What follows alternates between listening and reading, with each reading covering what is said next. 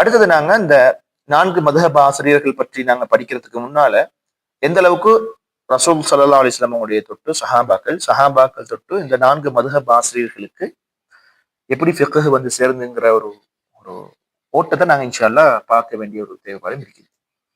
குறிப்பாக சஹாபாக்களுடைய இந்த ஃபிக்ஹ் முகாம்களை பொறுத்தவரையில நம்ம 3 பார்த்தோம்: மதீனா, மக்கா, ஈராக். மதீனாவுல ஸைத் இப்னு சாபித், மக்கா அதே போல இப்னு உமர், அப்துல்லா இப்னு உமர் ரலியல்லாஹு அன்ஹு அவங்க இருக்கிறாங்க. மக்காவுல இப்னு அப்பாஸ் இருக்கிறாரு. ஈராக்ல இப்னு மஸ்ஊத் ரலியல்லாஹு அன்ஹு அவங்க இருக்கிறாங்க. ரலியல்லாஹு அன்ஹு அஜ்மஈன். இப்ப இந்த 4 மதுஹப் ஆசிரியர்களும் தன்னுடைய ஃபிக்ஹ் துறையை எப்படி வளர்த்து கொண்டாங்க, பரப்புனாங்கிற ஒரு விஷயம் இருக்கிறது.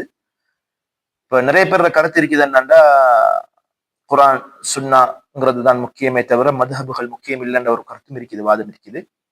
இது நாம இன்ஷா அல்லாஹ் பின்னால இது சம்பந்தமான ஒரு விஷயத்தை நீண்ட ஆழமாக பார்ப்போம். நாம புரிஞ்சு கொள்ள வேண்டிய விஷயம் என்னன்னா, ரசூலுல்லாஹி ஸல்லல்லாஹு அலைஹி வஸல்லம் அவங்கள்ட்ட இருந்து எந்த அளவுக்கு ரொம்ப பக்குவமா பாதுகாப்பா இந்த 4 மதுஹப் ஆசிரியர்களோட கையில வந்து ஃபிக்ஹ் சேர்ந்து அதற்கு பின்னால அவங்கள இன்னும் பல ஆய்வுகளையும் முயற்சிகளையும் போட்டு அந்த குர்ஆனுக்கும் ஹதீஸுக்கும் எந்த வகையிலையும் அது புரிதல்ல அல்லது கருத்து வேறுபாடுகளுக்குரிய காரணங்கள்லாம் நாங்க பின்னால பார்ப்போம். எந்த வகையிலையுமே ஒரு வித்தியாசமான போங்கு இல்லாம ஒரு நல்ல ஒரு மன்ஹஜ்ல தெளிவான ஒரு பாதையில அந்த 4 மதுஹப் ஆசிரியர்களும் இவங்கள்ட்ட சஹாபாக்கள்ட்ட இருந்து, தாபியவங்கள்ட்ட இருந்து, தபஉ தாபியங்கள்ட்ட இருந்து அப்படியே அந்த ஃபிக்ஹ் எடுத்துதான் அந்த ஃபிக்ஹை இன்னும் வளர்ச்சிக்கு கொண்டு போய் சேர்க்கிறாங்க. ஒரு ஆள்ட கூற்றில்ல ஒரு மதுஹப்னு சொல்றோம். மதுஹப்னா இமாம் அபு ஹனீஃபாவுடைய மதுஹப்னா எங்கேயுமே எந்த இமாமும் எந்த அறிஞரும் சொல்ல மாட்டாங்க 100க்கு 100% இமாம் அபு ஹனீஃபா ரஹ்மத்துல்லாஹி அலைஹி கூற்று மாத்திரம்தான் இந்த மதுஹப்னு சொல்ல மாட்டாங்க. ஏன் சொல்ல மாட்டாங்கன்னு கேட்டா, அது வந்த அமைப்பை நம்ம பார்ப்போம். ரெண்டாவது வந்து ஒரு மதுஹபை உருவாக்குறதுக்கு வெறுமனே அந்த முஅஸ்ஸிஸ் மட்டும் இருந்ததே இல்லை, அந்த உருவாக்கின அந்த இமாம் மட்டுமே இருந்தது இல்லை. பல அமைப்புல பல ரீதியில அதுக்கு தொண்டு செய்த பல உலமாக்கள் இருக்கிறாங்க. எனவே நாங்க சர்வ சாதாரணமாக ஒரு சிலர்கள் காய்க்கிறத நாங்க பார்க்கலாம். மதுஹபுகள் எல்லாம் தூக்கி போட்டு விட்டு என்னமோ முழுக்க ஆய்வுலையும் அறிவுலையும் கூடிய மாதிரியான ஒரு போங்குகளை உருவாக்கி வச்சிருக்கிறாங்க. அது பிழையான ஒரு முறை. நாங்க இன்ஷா அல்லாஹ் அதை பத்தின தகவல்களை பின்னால அது தனிய தலைப்பாக நாங்க ஏற்கனவே சொன்ன மாதிரி படிப்போம். இதுல நாங்க பார்க்க வேண்டியது என்னன்னா, இந்த சஹாபாக்கள்ட்ட இருந்து இந்த இமாம்கள்ட்ட எப்படி வந்துச்சுங்கிறத பாருங்க. அதோட இன்னும் ஒரு முக்கியமான விஷயம் என்னன்னா, இந்த 4 மதுஹபுகளும் ஒன்றோடு ஒன்று ஏதோ சில சந்தர்ப்பங்கள்ல சில பகுதிகள்ல சம்பந்தப்பட்டு கொண்டே இருக்குங்கிறதையும் நாங்க பார்க்கலாம். உதாரணத்துக்கு பாருங்க, இப்ப நாங்க ஏற்கனவே பார்த்தோம் இந்த 3 பகுதியிலையும் இந்த சஹாபாக்கள் இருக்கிறாங்க. அவங்களுக்கு பின்னால இங்க மதீனாவுல நம்ம பார்த்தோம் சாலிம், நாஃபி, ஸுஹ்ரின்னு பார்த்தோம் ரஹிமஹுமுல்லாஹ். இப்ப இப்னு உமருடைய மாணவர் தான் யாரு? நாஃபி. இப்னு உமருடைய மாணவர் தான் சாலிம்.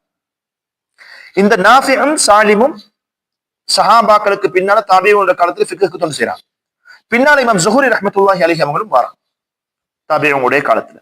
இமாம் ஸுஹ்ரி ரஹ்மத்துல்லாஹி அலைஹி அவங்கள்ட்ட இருந்துதான் இமாம் மாலிக் ரஹ்மத்துல்லாஹி அலைஹி அவங்க மார்க்கத்தை எடுக்கிறாங்க, அறிவை எடுக்கிறாங்க, ஹதீஸ் எடுக்கிறாங்க, ஃபிக்ஹ் எடுக்கிறாங்க.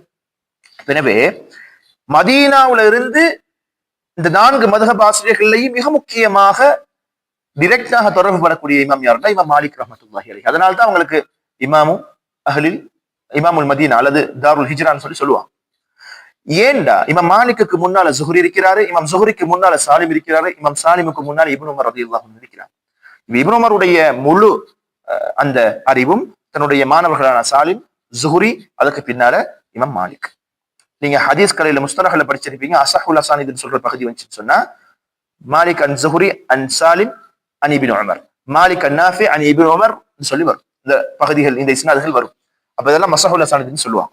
எனவே இது ஒரு பகுதி. ரெண்டாவது நாஃபிங்கிறது சாலிமோட இருக்கக்கூடிய கால பீரியட்ல உள்ள ஒரு தாபிஈ. இந்த தாபிஈட்ட இருந்து டைரக்டா இமாம் மாலிக் ரஹ்மத்துல்லாஹி அலைஹி அவங்க அறிவெடுக்கிறாங்க. அப்ப சாலிம், ஸுஹ்ரி, மாலிக், நாஃபி, மாலிக் இவங்க அவ்வளவு பேருமே டைரக்டா இப்னு உமர் ரலியல்லாஹு அன்ஹு அவங்களுடைய தொடர்பு பண்றாங்க. அப்ப எனவே இது முக்கியமாக நபி அவங்களுடைய அந்த ஒளியில சுன்னாவுடைய அந்த அமைப்புல இமாம் மாலிக் ரஹ்மத்துல்லாஹி அலைஹி அறிவு எடுக்கிறாங்க, இது எடுக்கிறாங்க. அவங்க முவத்தா மாலிக்னு சொல்லி அவங்களுடைய முக்கியமான ஒரு நூலை உருவாக்குறாங்க. அது 2வது பகுதி நம்ம பார்ப்போம்.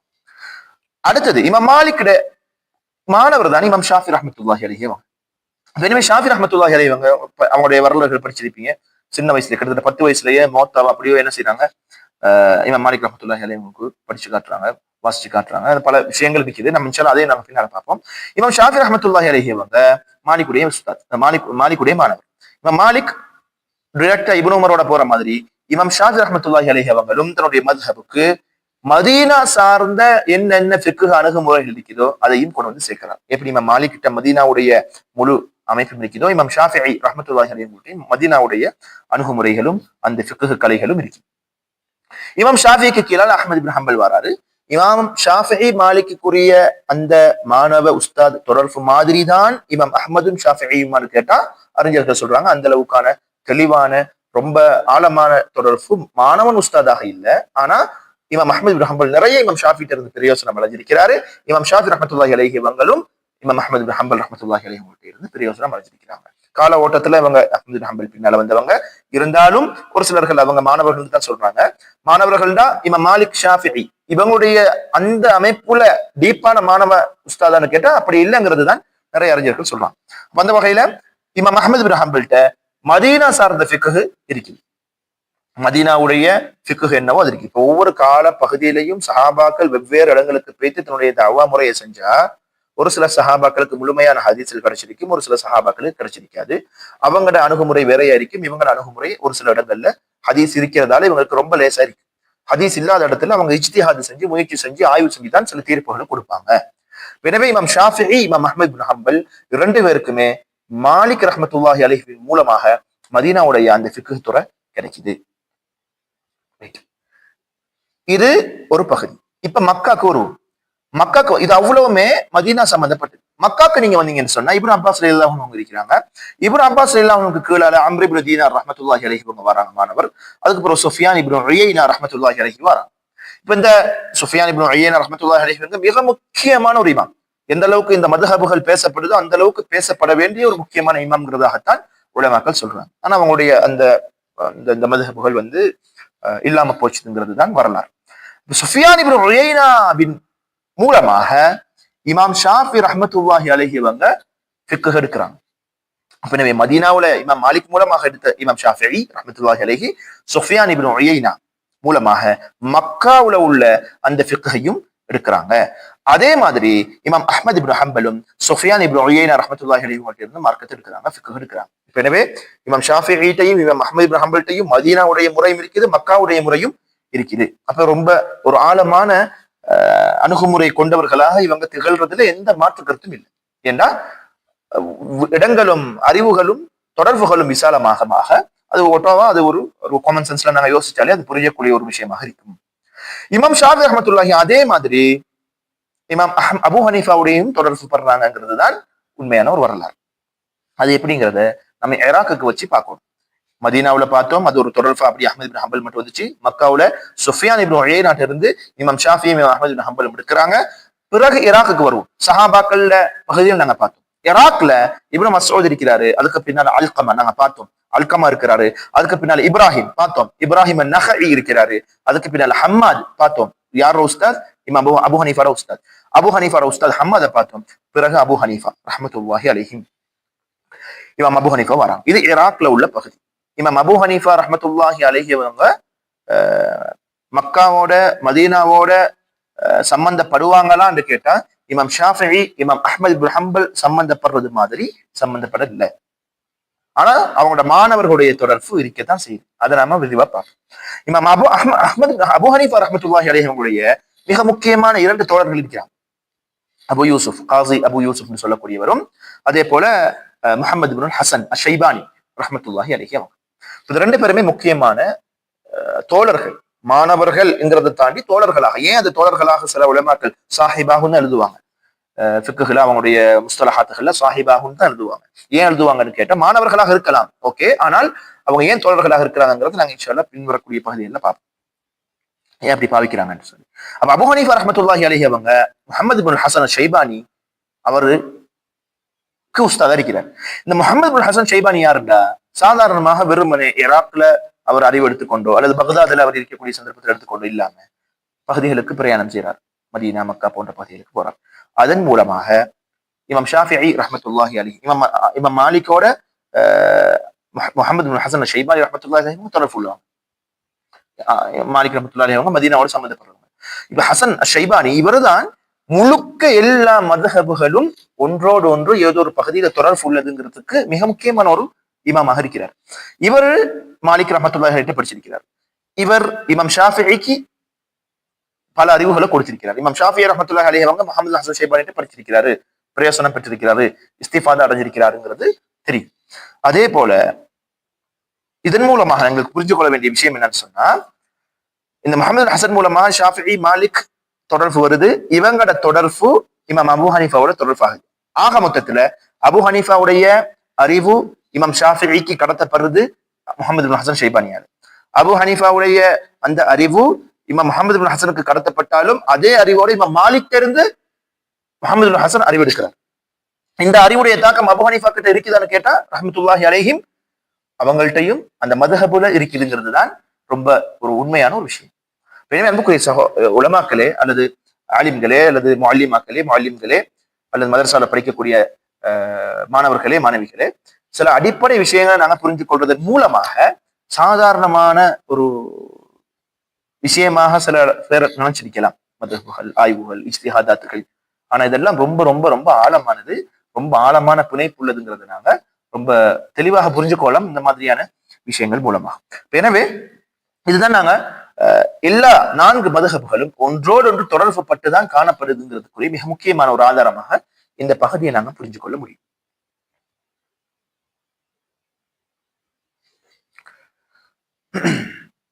அதே போல இமாம் அபு ஹனீஃபா ரஹ்மத்துல்லாஹினுடைய அந்த சாஹிபா அவங்களோட தோழர்கள் அல்லது மாணவர்கள் இவங்களை பொறுத்தவரையில இதன் மூலமாக நாங்க புரிஞ்சு கொள்ள வேண்டிய முக்கியமான விஷயம் என்னன்னா, ஏனைய மதுஹபுகளை போல அபு ஹனீஃபாவுடைய மதுஹப் அல்ல, அது ஃபிக்ஹ் ஜமாஇன்னு சொல்லுவாங்க. நிறைய உலமாக்களுடைய இன்புட் இருந்ததுதான் அபு ஹனீஃபா ரஹ்மத்துல்லாஹி அலைஹிமுடைய மதுஹபாக உருப்பெற்றிருக்கு. இமாம் அபு ஹனீஃபாவுடைய சொந்த கருத்துக்களும் அல்ல, அல்லது இமாம் அபு ஹனீஃபா ரஹ்மத்துல்லாஹி அலைஹி அவங்க மாத்திரம் ஆய்வு செஞ்சு கொள்வது கருத்துக்களும் அல்ல. ஆழமாக அது ஆய்வு செய்யப்பட்ட கலந்துரையாடப்பட்ட விவாதங்களுக்கு கொடுக்கப்பட்ட ஒரு முக்கியமான கருத்துக்களை சுமந்ததுதான் அபு ஹனீஃபா ரஹ்மத்துல்லாஹி அலைஹிமுடைய மதுஹப். நம்ம இன்ஷா அல்லாஹ் அதை பின்னால பார்ப்போம். ரைட், அந்த வகையில இதுதான் இந்த தொடர்பை நாங்க பார்க்க வேண்டிய ஒரு பகுதியாக இருந்துச்சு. அதை நாங்க பார்த்தோம். அடுத்த கட்டம் என்னன்னா, நான் ஏற்கனவே சொன்ன மாதிரி ரொம்ப பிரபல்யமான உலமாக்கள் ரொம்ப பிரபல்யமாக பிரசித்தி பெற்றிருந்தாங்க ஒரு கால பகுதியில் அவங்களோட மதுஹபுகள். ஆனால் அது இல்லாம போய்த்தது.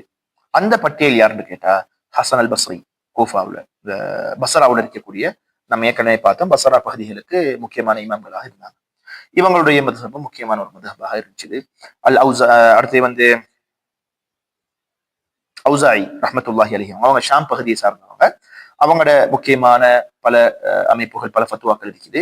அதே போல சுஃபியான் இப்னு உயைனா, மக்காவோட பார்க்கக்குள்ள நாங்க கீழே பார்த்தோம். சுஃபியான் இப்னு உயைனா ரஹ்மத்துல்லாஹி அலைஹி அவங்க இப்னு அப்பாஸுக்கு கீழால அந்த பகுதியில வரக்கூடியவங்க. இவங்களை நாங்க பார்த்தோம். சுஃபியான் இப்னு உயைனா ரஹ்மத்துல்லாஹி அலைஹி ஒரு முக்கியமான ஒரு இமாம். இமாம் ஷாஃபி ரஹ்மத்துல்லாஹி அலைஹி நினைக்கிற சொல்றாங்க, இவங்களோட இது ரொம்ப ஆழமாக ரொம்ப ப்ரமோட் பண்ண வேண்டிய ஒரு இது. ஆனா அவங்களுக்கு பின்னால வந்த மாணவர்கள் வீணாக்கி விட்டார்கள் சொல்லக்கூடிய கூற்றுகள் எல்லாம் இமாம் ஷாஃபி ரஹ்மத்துல்லாஹி அலைஹி அவங்க சுஃபியான் இப்னு உயைனா பற்றி பேசியிருக்கிறார். அதே போல அபு சௌர் இவரும் ஒரு முக்கியமான ஒரு இமாமாக அவங்களுடைய கூற்றுகள் ஒரு மதுஹபாக காணப்பட்டது. ஆனா புறம் அது விரிவடையே இல்லை. அடுத்து சுஃபியான் சௌரி ரஹ்மத்துல்லாஹி அலைஹி அவங்க, அதே போல லைஸ் இப்னு சஅத் ரஹ்மத்துல்லாஹி அலைஹி அவங்க, இஸ்ஹாக் இப்னு ராஹுவைஹி இவங்க எல்லாமே, அடுத்து இப்னு ஜரீர் அத்-தபரி ரஹ்மத்துல்லாஹி அலைஹி முக்கியமான ஒரு இமாம். இவங்க எல்லாமே முக்கியமான இமாம்கள். இவங்களுடைய மதுஹபுகள் போற்றப்பட வேண்டியது, இவங்களோட கருத்துக்கள் போற்றப்பட வேண்டியது, அது வளர்க்கப்பட வேண்டியது. ஆனா அது நடக்க இல்லை என்று சொல்லிதான் இஸ்லாமிய அறிஞர்கள் சொல்றாங்க. இதுல இஸ்ஹாக் இப்னு ராஹுவைஹி ரஹ்மத்துல்லாஹி அலைஹி ராஹுயா சொல்லக்கூடிய இந்த இமாம் இவங்களுடைய ஃபிக்ஹுகள், அதாவது குறிப்பா எல்லார கூற்றுகளும் நான் சொன்ன மாதிரி முஸ்னதா கைரு முஸ்னதான்னு சொல்லி அந்த 2 பகுதி இருக்குது. அதுல கைரு முஸ்னதான்னு சொல்லப்படக்கூடிய ஃபிக்ஹ் நூல்கள்ல பெற்றுக்கொள்ள முடியும். அங்கங்கே ரொம்ப சிதறி போயிருக்கிறத அவங்களுக்கு கிடைச்சத மாதிரி அவங்க பதிஞ்சிருப்பாங்க. அதுல குறிப்பா இஸ்ஹாக் இப்னு ராஹுவைஹி ரஹ்மத்துல்லாஹி அலைஹி அவங்களை பொறுத்தவரையில கௌசஜ், மசாயிலுல் கௌசஜ்னு சொல்லி இமாம் அஹ்மத் பின் ஹம்பல்ட மத்ஹப்ல முக்கியமான ஒரு இமாம். அவர் என்ன செய்யறாருன்னு கேட்டா, இஸ்ஹாக் இப்னு ராஹுவைஹி, அஹ்மத் பின் ஹம்பல் 2 பேரோட மசாலாக்களையும் சட்டத்திட்டங்கள் அவங்க சொன்ன தீர்ப்புகள் அது எல்லாமே சேர்த்து ஒரு தனியா ஒரு மசாயில் கௌசஜ்னு சொல்லக்கூடிய பகுதியில பெற்றுக்கொள்ள முடியுமாக இருக்கும்னு சொல்லுவாங்க. இப்னு ஜரீர் தபரி ரஹ்மத்துல்லாஹி அலைஹி அவங்களும் ஒரு முக்கியமான ஒரு இமாம், எல்லோருக்கும் தெரிஞ்ச ஒரு இமாம் தான். அவங்க வெறுமனே ஃபகீஹ் அல்ல, அவங்க ஒரு ஃபகீஹும் தான், ஒரு முஃபஸ்ஸிரும் தான், ஒரு முஅர்ரிஹும் தான். ஃபகீஹ் மாத்திரமல்ல, அவங்களுக்கு ஃபிக்ஹ் இருக்கிறதால தான் இங்க அவங்க போற்றப்படுறாங்க. அதே போல ஒரு முஃபஸ்ஸிர் எல்லாருக்கும் தெரியும், தஃப்சீர் அத்-தபரி ரொம்ப முக்கியமான ஒரு தஃப்சீர், ரொம்ப ஒரு மன்ஹஜ் ஸலஃப் ஸாலிஹீன்களை அதாவது மன்ஹஜை கொண்டு அடிப்படையாக கொண்ட ஒரு முக்கியமான ஒரு நூல். அதில் ஒரு ஒரு எல்லா தஃப்சீர் கலை ஆசிரியர்களுக்கும் ஒரு ஒரு ஒரு மர்ஜிஆக இருக்கக்கூடிய ஒரு நூல். அதே போல தாரீகுல் உம்மமி வல் முலூக் நினைக்கிறேன், அந்த நூலையும் இமாம் தபரி ரஹ்மத்துல்லாஹி அலைஹி அவங்க தான் என்ன செய்கிறாங்க, எழுதிக்கிறாங்க. அப்ப எனவே தாரீഖ்லையும் அவங்களுக்குரிய ஒரு பெரிய ஒரு வாசையோடு இருக்குது. இதுதான் அந்த வளர்க்கப்பட வேண்டிய வளர வேண்டிய ஒரு மதுஹப், அது அப்படியே இல்லாம போயிடுச்சு சொல்லக்கூடிய உலமாக்களுடைய பட்டியல். இப்ப நாங்க ஒவ்வொரு அந்த 4 மதுஹப் ஆசிரியர்களுடைய அந்த இமாம்களை பற்றின தெளிவை நாங்க பார்ப்போம். அதுல ஒவ்வொரு மதுஹப் ஆசிரியர்களாக நாம் இன்ஷா அல்லாஹ் பார்த்துக் கொள்வோம். அதுல முதலாவது அபு ஹனீஃபா ரஹ்மத்துல்லாஹி அலைஹி. நான் ஏற்கனவே சொன்னதுதான் ஒரு சில விஷயங்கள். அதுல அபு ஹனீஃபா ரஹ்மத்துல்லாஹி அலைஹி அவங்களோட பேர் என்ன, நுஅமான் இப்னு சாபித். இமாம் அபு ஹனீஃபா ரஹ்மத்துல்லாஹி அவங்களுடைய பேர். இவங்க ஃபாரசியா அல்லது அரபியாங்கிறதுல கருத்து வேறுபாடு இருக்குது. நிறைய உலமாக்கள் ஃபாரசின்னு சொல்றாங்க, ஒரு சிலர்கள் அரபின்னு சொல்றாங்க. அது ஒரு கருத்து வேறுபாடான ஒரு விஷயம். அது எங்களுக்கு முக்கியமான அவங்களுடைய சேவை தான் எங்களுக்கு முக்கியம். அந்த வகையில இமாம் அபு ஹனீஃபா ரஹ்மத்துல்லாஹி அலைஹி பேர் நுஅமான் இப்னு சாபித். இவங்க 80ல பிறக்கிறாங்க, 180ல மரணிக்கிறாங்க. இவங்க தாபிஆ இல்லையாங்கிறதுலையும் கருத்து வேறுபாடுகள் இருக்குது. ஆனா பெரும்பான்மையான அறிஞர்கள் இவங்க தாபிஐன்னு தான் சொல்றாங்க. ஏன்னா அனஸ் இப்னு மாலிக் ரஹ்மத்துல்லாஹி அலைஹி அவங்க பார்த்திருக்கிறாங்கிறதால அவங்க அவங்க அந்த வஸ்ஃபை வச்சு தாபிஐன்னு சொல்றாங்க. அவங்கள்ட்ட அறிவு எடுத்தாங்களான்னு கேட்டா அது 2வது பகுதி இல்லை. ஆனா அவங்க பார்த்திருக்கிறாங்களான்னு பார்த்திருக்கிறாங்க. எனவே அது தாபிஐல கேட்டகரிக்குல தான் நாங்க சேர்க்கொண்டு சொல்லக்கூடிய சொல்றோம். அப்ப 4 மதுஹப்கள்லையும் ஒரே ஒரு ஆள் தான் தாபிஐ. அவர் யாரு? அபு ஹனீஃபா ரஹ்மத்துல்லாஹி அலைஹி அவங்க. மிச்ச எல்லாருமே தபஉ தாபிஐன்கள் லிஸ்ட்ல வருவாங்க. அடுத்தது அவங்களோட இபாதத்தை பொறுத்தவரையில நிறைய சிறப்பு அம்சங்கள் இருக்குது, நீங்க பார்த்துக் கொள்ள முடியும். அபு ஹனீஃபா ரஹ்மத்துல்லாஹி அலைஹி அவங்க அஹ்மத் ரஹ்மத்துல்லாஹி அலைஹி அவங்க அறிவிக்கிறாங்கன்னு சொல்லி குர்ஆனை முழு ரக்காஅத்திலையுமே ஓதின வரலாறு இருக்குது. அதே போல அபு ஹனீஃபா ரஹ்மத்துல்லாஹி அலைஹி அவங்களை சொல்லுவாங்களாம் வத்தத்துன்னு சொல்லுவாங்க. முளை வத்தத்துன்னு சொன்னாங்கன்னு கேட்டா ரொம்ப நன்று வணங்கக்கூடிய ஒரு ஆள், எவ்வளவு நேரம் வேண்டாலும் நன்று வணங்கக்கூடிய ஒரு சக்தி வாய்ந்த ஒரு ஆண்கிறதால அவங்க ஒரு வத்தத்துன்னு சொல்லக்கூடிய வார்த்தை பிரயோகங்கள் பாதிப்பாங்க. அதே போல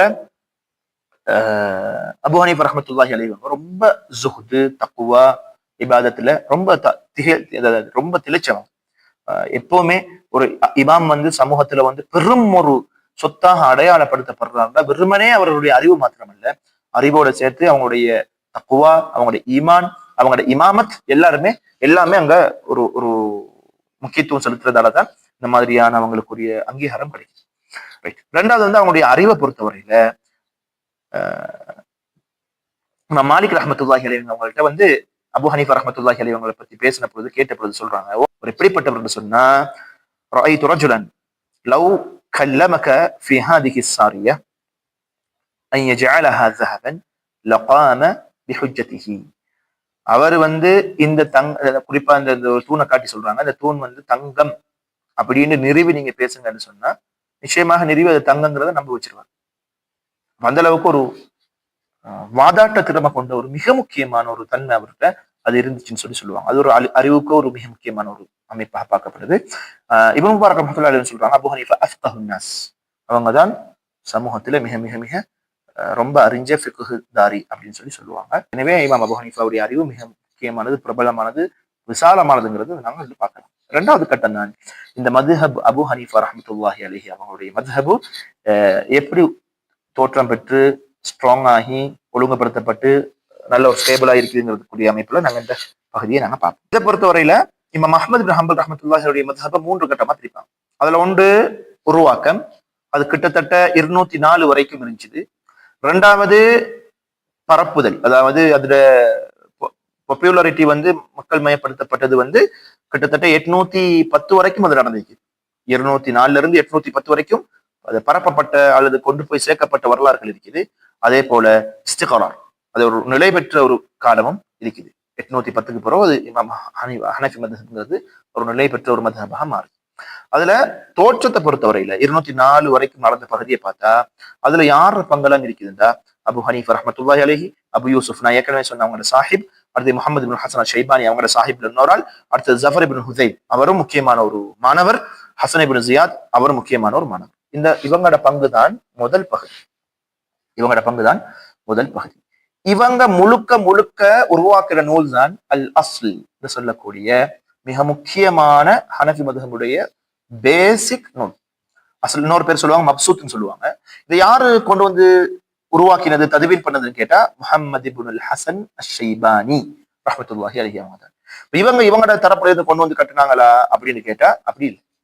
மாற்றமாக முஹம்மது இப்னு ஹசன் அஷ்-ஷைபானி கிட்டத்தட்ட வாஹிரு ரிவாயான்னு சொல்லி கிட்டத்தட்ட 6 நூட்கள், அல் ஜாமி அல் சகீர், அல் ஜாமி அல் கபீர், அல் மப்சூத், அந்த மாதிரி சொல்லி கொண்டு வராங்க. அதுல ஒன்றுதான் அசல். இந்த அசல் இவங்க தான் தொகுக்குறாங்க.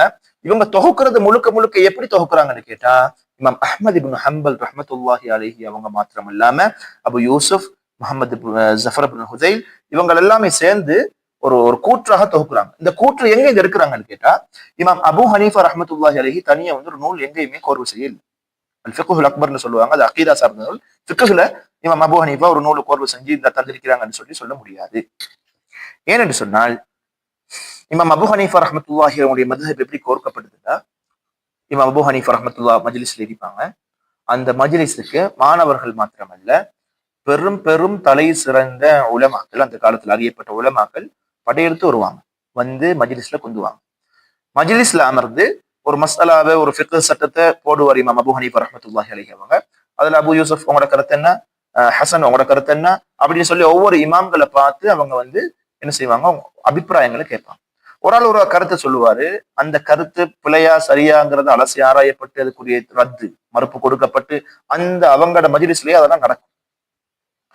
எல்லா வகையான அந்த கருத்து பரிமாறல்கள், விவாத திறமைகள் எல்லாமே, அதாவது முழுக்க முழுக்க அந்த விவாதம் சொல்லப்படுறது எல்லாமே அறிவை கற்பதற்காக வேண்டி மாத்திரம் நிகழ்த்தப்பட்ட முனாதராக்கள். இப்ப உள்ள முனாதராக்கள் மாதிரி இல்லை. அப்ப அந்த எல்லாத்தையும் இமாம் அபு ஹனீஃபா ரஹ்மத்துல்லாஹி அலைஹி கவனிச்சு அடையாளப்படுத்தி ரைட் அது ஒரு தொகுப்பா எழுதுவாங்க, தொகுப்பா சொல்லுவாங்க.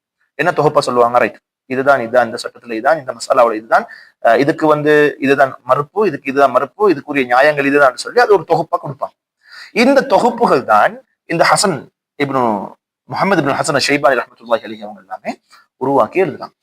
இப்ப இந்த மாதிரி தொகுத்து அதுல மிக முக்கியமான ஒரு நூலாக அல் அஸ்ல் அல்லது மப்சூத் சொல்லக்கூடிய அந்த நூல் தோற்றம் பெறுது. இதுதான் உருவாக்கம். இதுதான் இமாம் அபு ஹனீஃபா ரஹ்மத்துல்லாஹி அலைஹி அவங்களுடைய மத்ஹபின் உருவாக்கம். 2வது கட்டம், இதை பரப்புரை செய்யக்கூடிய, பரப்பக்கூடிய ஒரு அமைப்புல சேவை செஞ்சவங்க யார்? அதை தாண்டி இமாம் அபு யூசுப் ரஹ்மத்துல்லாஹி அலைஹி காசி, இவங்க எப்படின்னா இமாம் அபு ஹனீஃபா ரஹ்மத்துல்லாஹி அலைஹி அவங்களுடைய மத்ஹபை பரப்புறாங்க. அப்பாசியர்களுடைய காலத்துல இவங்க ஒரு காசியா இருக்கிறாங்க. காதியாக இருக்கக்கூடிய சந்தர்ப்பத்துல, அதாவது இப்ப நாம சொல்ல போனா நீதித்துறை அமைச்சராக இருக்கிறாங்கன்னு வச்சுக்கொள்ளும். இவங்க தன்னுடைய எல்லா பகுதிகளுக்குமே அந்த காலத்துல தீர்ப்பு செலுத்தினது அபு ஹனீஃபா ரஹ்மத்துல்லாஹி மத்ஹபின் பேர்ல தான். அப்ப எனவே அங்க ரொம்ப ஆழமாக நீதித்துறை சார்ந்தே பரப்பப்பட்டது இமாம் அபு ஹனீஃபா ரஹ்மத்துல்லாஹி அலைஹி மத்ஹப் அப்பாசியர்களுடைய காலத்துல. 2வது கட்டம் முஹம்மது இப்னு ஹசன் ஷைபானி, அவர் எப்படி பரப்பினார்னு கேட்டா தத்வீன், முழுக்க முழுக்க அந்த நூட்களை கோர்வு செஞ்சு. அப்ப ஜஃபர் இப்னு ஹுதைலும் அப்படித்தான். ஆனா முஹம்மது இப்னு ஹசன் ஷைபானி ரொம்ப ஆழமாக நூட்களை எழுதி தத்வீன் பண்ணி இந்த மப்சூத், அஸ்ல், ஜாமி அஸ்-சகீர், ஜாமி அல்-கபீர், இந்த மாதிரி பல பகுதிகள்ல வாஹிரு ரிவாயான்னு சொல்லுவாங்க, 6 நூட்களை அவர் எழுதுறார். எனவே இது அவங்களோட பங்கு. காதி அபு யூசுஃப்ட பங்கு அது நீதித்துறை சார்ந்த பங்காக இருந்துச்சு. 2வது கட்டம், அந்த பரப்பு சார்ந்த விஷயத்தை பொறுத்தவரையில இமாம் தஹாவி ரஹ்மத்துல்லாஹி அலைஹி அவங்க வராங்க. இமாம் தஹாவி யாரு எங்களுக்கு தெரியும், அகீதா தஹாவியான்னு சொல்லக்கூடிய நூலை எழுதின மிக பிரசித்தி பெற்ற முக்கியமான இமாம். அவங்க ஃபிக்ஹ்லையும் முஹ்தஸர் தஹாவின்னு சொல்லக்கூடிய பகுதியை கொண்டு தந்திக்கிறாங்க எங்களுக்கு. இவங்க இஹ்திசார் பண்றாங்க, பெரிய ஒரு பகுதியிலிருந்து இஹ்திசார் பண்ணி பரப்புறாங்க, அந்த பகுதியில வேலை செய்யறாங்க. இமாம் ஜர்ஹசி, இவர் அல் மப்சூத்னு சொல்லக்கூடிய நூல் எழுதுறாரு. இமாம் காசானி, இவர் பதாயு சனா என்று சொல்லக்கூடிய நூலை எழுதுறாரு. இது ஒரு சின்ன ஒரு வரலாறும் சொல்லுவாங்க உலமாக்கள். காசானி ரஹ்மத்துல்லாஹி அலைஹி இவங்க துஹ்ஃபத்துல் ஃபுகஹா, இந்த நூல் எழுதிய இந்த நூலுக்குரிய ஒரு ஷரஹத்தான் பதாயு சனாய் அமீத் ஹனஃபி மத்ஹப்ல. அதனால சொல்லுவாங்க ஷரஹ துஹ்ஃபத வ ஸவ்வஜ இப்னதஹ் சொல்லி ஒரு வரலாறு ஒன்று இருக்கு. இந்த பதாயு சனாய் எழுதினதால இமாம் துஹ்ஃபாவுடைய இமாம் அவருடைய பிள்ளைய, அவருடைய மகளை இந்த இமாம் காசானி ரஹ்மத்துல்லாஹி அலைஹி அவங்களுக்கு முடிச்சு கொடுக்குற ஒரு சின்ன வரலாறும் இருக்குது. எனவே அப்ப நாங்க பார்க்கலாம் என்னன்னா, காசானி ரஹ்மத்துல்லாஹி அலைஹி வராங்க, அவங்க பதாயு சனாய் என்று சொல்லக்கூடிய நூலை கொடுக்குறாங்க. இமாம் கர்ஹி அவங்க முஹ்தஸர் அல் கர்ஹின்னு சொல்லக்கூடிய நூலை கொடுக்குறாங்க. அல் கதூரி என்று சொல்லக்கூடியவங்க முஹ்தஸர் அல் கதூரி, இது முக்கியமான ஒரு நூல் ஹனஃபி மதுஹப்ல அந்த கால பகுதியில ஒரு முஅத்தமதான ஒரு நூலாக கருதப்பட்டுச்சு. அடுத்த அல் மீர்கினானி, இவங்க வந்து பிதாயத்துல் முப்ததி என்று சொல்லக்கூடிய நூலை எழுதுறாங்க. அடுத்தது வந்து நசஃபி, அது வந்து கன்சுத் தகாயிக் என்று சொல்லக்கூடிய நூல் எழுதுறாங்க. அடுத்தது இப்னு நுஜைம் ரஹ்மத்துல்லாஹி அலைஹி, அவங்க இது 2வது பகுதி, அதாவது 3வது பகுதி. இப்னு நுஜைம்ங்கிறவர் 3வது பகுதியில் வருவாரு. நான் சொன்ன இமாம் தஹாவி தொட்டு இமாம் நசஃபி வரைக்கும் தன்னுடைய நூல்களை பங்குகளை செஞ்சாங்க ஹனஃபி மதுஹபுக்கு. அந்த நூல்களை தொகுத்தாங்க. அந்த நூல்களை தொகுத்து அது பரப்புரை செய்வதற்கான ஒரு அமைப்பா அது அமைஞ்சது. 3வது கட்டம் ரொம்ப உறுதித்தன்மை வாய்ந்ததாக ஹனஃபி மதுஹப் மாறுது. அவங்க அது யார காலம்னு சொன்னா இப்னு நுஜைம் என்று சொல்லக்கூடிய அந்த இமாமும் இப்னு ஆபிதி என்று சொல்லக்கூடிய இமாம், 2 பேரும் தான் பிற்பட்ட காலத்துல ஹனஃபி மதுஹபுக்கு ஒரு ஸ்ட்ராங்கான ஒரு இது ஒண்ணு கொடுக்குறாங்க. அதுல இப்னு நுஜைம் எழுதுறாரு வந்து அல் பஹ்ருர் ராயிக் என்று சொல்லக்கூடிய ஒரு நூல். அதே மாதிரி இப்னு ஆபிதீன் எழுதுறாரு ரத்துல் முக்தார், இது ரொம்ப பிரபலியமான நூல். இந்தியாவுல ஒரு சில தமிழ்நாட்டை சார்ந்த ஒரு சிலர்கள் வந்து அந்த மதுஹபுகள் குப்பைன்னு சொல்லக்கூடியதுக்கு இந்த ரத்துல் முக்தாரை கொண்டு வந்து ஆதாரம் காட்டுவாங்க. இப்படி இப்படிலாம் எழுதி வச்சுக்கிறாங்க, இப்படி இப்படிலாம் எழுதி வச்சுக்கிறாங்க. பிள்ளைகள் வித்தியாசமான அணுகுமுறைகள் இருக்கலாம். ஆனால் அதை தாண்டி குப்பைன்னு சொல்லி வித்தியாசமா பேசக்கூடிய வரலாறுகளையும் காணொலிகளையும் பார்த்திருப்பீங்க. அப்ப அந்த வகையில இந்த ரத்துல் முக்தார் இவர் இப்னு ஆபிதீன் ரஹ்மத்துல்லாஹி அலைஹி அவங்க எழுதின நூல் தான். இந்த ரத்துல் முக்தாரும் பஹ்ருர் ராயிக்கும் முற்பட்ட காலத்துல, அதாவது நாம் ஏற்கனவே பார்த்த முன்பகுதியில வந்து இமாம் நசஃபி, இறுதியாக வந்து நசஃபி கன்சுத் தகாயிக் என்று சொல்லக்கூடிய நூல், இந்த நூலுக்குரிய விரிவாகத்தான் அல் பஹ்ருர் ராயிக்கையும் ரத்துல் முக்தாரையும் எழுதியிருக்கிறாங்கன்னு சொல்லி உலமாக்கள் சொல்றாங்க. இந்த நூல்களோட பேர்ல எங்களுக்கு கட்டாயம் பாடமாக்கணுமா, ஞாபகம் வச்சுக்கொள்ளணுமான்னு கேட்டா அவசியம் இல்லை. நம்ம எந்தெந்த மதுஹபுகள்ல படிச்சு கொள்றோமோ தேடுறோமோ அந்தந்த மதுஹபுகளுடைய நூட்கள், உலமாக்கள், முஹர்ரிர்கள் யாரு, முஸ்தலஹ சார்ந்த விஷயங்கள்லாம் படிச்சு கொள்ள வேண்டிய தேவைப்படுறதுக்கு அதுல மாற்றமே இல்லை. ஆனால் இதெல்லாம் நாங்க ஃபிக்குகளை மாஷா அல்லாஹ் ஒரு கட்டத்துக்கு நாங்க போய் கொண்டிருக்கிறோம், படிக்கிறோம், ஆய்வுத்துறையில ஈடுபடுறதுக்கு ஆசை வருது, நாங்க ஆய்வுத்துறையில ஈடுபடுறோம்னா இந்த மாதிரியான அமைப்புல நாங்க சுத்துறதால இந்த நூட்களுடைய பெயர்கள், இமாம்கள், இவங்களோட வரலாறு என்னங்கிறது ஒட்டோவாகவே எங்களுக்கு பதியறதுக்குரிய வாய்ப்பு நிறையவே இருக்கு. அதனால நாங்க அதை ரொம்ப அலட்டிக்க வேண்டிய அவசியம் இல்லை, தெரிஞ்சு வச்சுக்கொள்வோம்ங்கிற அமைப்புல தான் இந்த காணொலியில நம்ம இன்ஷா அல்லாஹ் இந்த விஷயங்கள்லாம் பார்த்துட்டு போறோம். இதான் இமாம் அபூ ஹனீஃபா ரஹ்மத்துல்லாஹி அலைஹி மதுஹபுடைய தோற்றமும் கடைசியாக வந்து பகுதி. 2வது கட்டம் யாரு? இமாம் மாலிக் ரஹ்மத்துல்லாஹி அலைஹி அவங்க. இமாம் மாலிக் கொஞ்சம் அவசரமாவே பார்த்துட்டு போவோம். நான் பேசுறது அவசரமாக இருந்துச்சுன்னு சொன்னா உங்களோட ஸ்பீடை குறைச்சி கூட்டி அந்த வேலையை பார்த்து இன்ஷா அல்லாஹ் நீங்க வந்து கேட்டுக்கொள்ள முடியும். இந்த மாலிக் ரஹ்மத்துல்லாஹி அலைஹி அவங்களை பொறுத்தவரையில இவங்க யாரு? இமாமு அஹ்லில் மதீனா, இமாமுல் மதீனான்னு சொல்லுவாங்க. இவங்களோட நசபை பொறுத்தவரையில மாலிக் இப்னு அனஸ் இப்னு மாலிக் இப்னு அபி ஆமிர் அல் அஸ்பஹி وقد اختلف في نسبه بعد ذلك مع الاتفاق على كونه من قحطان. அவங்க கஹ்தான்ங்கிறதுல இத்திஃபாக் இருக்கிறாங்க. ஆனா இருந்தாலும் நசபுகள்ல ஒரு சில இது கருத்து வேறுபாடுகள் இருக்குதுன்னு சொல்லி சொல்றாங்க. ஆனா இவங்க யாரு? அனஸ் பின் மாலிக் ரஹ்மத்துல்லாஹி அலைஹி அவங்களுடைய தொடர்பு படுவாங்களான்னா அது வேறு, இது வேறங்கிறத நாங்க புரிஞ்சு கொள்ள வேண்டியதாக இருக்குது. அது சஹாபிங்கிறது வேற, அவங்களோட நிஸ்பத் இதோட சம்பந்தப்படாதுங்கிறத நாங்க புரிஞ்சுக்கொள்ளலாம். அடுத்த தாரிக பொறுத்தவரையில 93 ஹிஜ்ரியில பிறக்கிறாங்க, 179 மரணிக்கிறாங்க. ஷஹாதாவுடைய சந்தர்ப்பத்துல வந்து லில்லாஹில் அம்ரு மின் கப்லு வ மின் பஅதுன்னு சொல்லக்கூடிய வார்த்தையை சொல்லிட்டு மரணிச்சீராக்கான்னு சொல்லக்கூடிய வரலாறுகள் நாங்க பார்க்கணும். அப்ப அந்த அளவுக்கு ரொம்ப ஈமான் ஸ்ட்ராங் ஆயிருக்கு.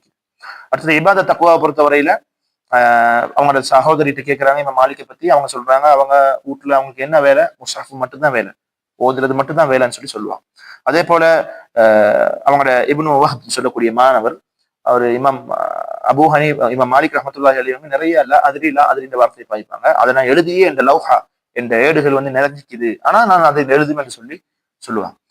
லா அதிரின்னு சொல்லக்கூடிய கிட்டத்தட்ட 40 சொச்சம் மசாலா ஒரு ஆள் வந்து கேட்பாரு. இமாம் மாலிக் ரஹ்மத்துல்லாஹி அலைஹி அதுல 30 சொச்சத்துக்கு லா அதிரினே சொல்லி முடிப்பாங்க. லா அதிரி எனக்கு தெரியாதுன்னு சொல்லி முடிப்பாங்க. ஒரு விஷயம் தெரியாம முழுமையாக அறிவில்லாம நாங்க எப்பவுமே அதுக்கு முன்னுக்கு போயிட்டு பதில் கொடுக்க கூடாதுங்கிறதுக்கு இமாம் மாலிக் ரஹ்மத்துல்லாஹி அலைஹி இந்த வரலாறு இப்போ வரைக்கும் பேசப்படும். எனவே ஒரு தாலிபுல் இல்ம், அறிவை தேடக்கூடிய நாங்க எங்கள்கிட்ட எப்பவுமே முழுமையான அறிவு இல்லாம நம்ம ஒரு கருத்து சொல்ல போகக்கூடாது. அறிவு இருக்கக்கூடிய சந்தர்ப்பத்தில் நாங்க கதைக்கிறது வேறு. எனவே இல்லாட்டி நாங்க அதிரி எனக்கு தெரியாதுங்கிறத தான் ரொம்ப ஒரு வாக்காக எடுத்து நாங்க சொல்ல வேண்டியதாக இருக்குது. அப்போ அடுத்தது வந்து இமாமோட இல்ம பொறுத்தவரையில ஒரு சில ஹதீஸ்களை சொல்லுவாங்க. அந்த இமாம் மதீனாட்ட தான் நீங்க வந்து அறிவை தேரணும், வேற யாரையுமே பெற்றுக்கொள்ள முடியாது, உங்களோட கட்டுச்சாதகங்கள் எல்லாம் கட்டிட்டு புறப்படணும்ன்ற மாதிரி எல்லாம் ஹதீஸ் இருக்குது. இந்த ஹதீஸை வச்சு இமாம் மதீனால யாருன்னா இமாம் மாலிக் ரஹ்மத்துல்லாஹி அலைஹி தான் சொல்லி சொல்லுவாங்க. இதுல ஒரு சில கருத்து வேறுபாடு இருக்குது. ஹதீஸ்லயும் இஸ்னாதுல கருத்து வேறுபாடுகள் உலமாக்கள் இருக்குது. ஆனா ஒரு சிறப்புக்கு சொல்லுவாங்க. அதே போல இமாம் மாலிக் ரஹ்மத்துல்லாஹி அலைஹி அவங்க 21 வயசுலயே அந்த தீர்ப்பு வழங்கக்கூடிய பகுதிக்கு ஆட்கள் பொறுப்பு சாட்டிட்டாங்க. அதுவும் கிட்டத்தட்ட 70 பேரு எனக்கு தீர்ப்பு கொடுக்க தகைமை இருக்குதுன்னு சொல்லுங்காட்டியும் நான் ஐக்கிய இல்லை. 70 பேர் எனக்கு ஷஹாதா சொன்னதால தான் நான் போயிட்டு தீர்ப்பு கொடுக்கக்கூடிய நீதித்துறையில நான் இருந்தேன்னு சொல்றாங்க. அல்லாஹ் அலம். அதே மாதிரி அவங்களோட அறிவை பொறுத்தவரையில இமாம் ஷாஃபி சொல்றாரு, அதுக்கிரல் உலமா ஃபமாலிகுன் அன்-நஜ்ம். உலமாக்கள்ங்கிறது ஞாபகப்படுத்தப்பட்டாலே அதுல ஸ்டார் யாருண்டா இமாம் மாலிக் ரஹ்மத்துல்லாஹி அலைஹி அவங்கன்னு சொல்றாங்க. இவங்களோட மதஹபை பொறுத்தவரையில எப்படி வளர்ந்துச்சுது, எப்படி தோற்றம் பெற்றுச்சுது அப்படிங்கிறத நாங்க பார்க்க வேண்டிய தேவைப்பட இருக்குது.